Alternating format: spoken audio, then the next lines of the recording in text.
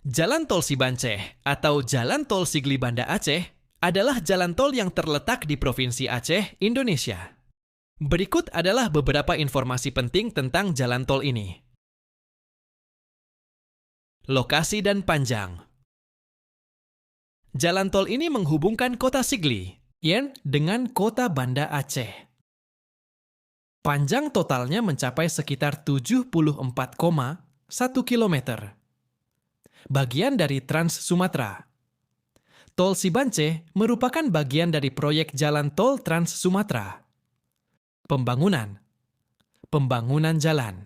Tol ini dimulai pada tahun 2018 Mahen Trusa Pola Belas. Jalan tol ini terdiri dari 6 seksi. Tujuan pembangunan jalan tol ini adalah untuk meningkatkan konektivitas dan mempercepat mobilitas masyarakat serta barang di Provinsi Aceh. Diharapkan juga dapat meningkatkan pertumbuhan ekonomi daerah. Fasilitas. Jalan tol ini dilengkapi dengan beberapa gerbang tol dan tempat istirahat atau rest area. Informasi tambahan. Jalan tol ini adalah jalan tol pertama yang dibangun di Aceh. Pembangunan tol ini memakan biaya yang sangat besar, mencapai triliunan rupiah. Semoga informasi ini bermanfaat.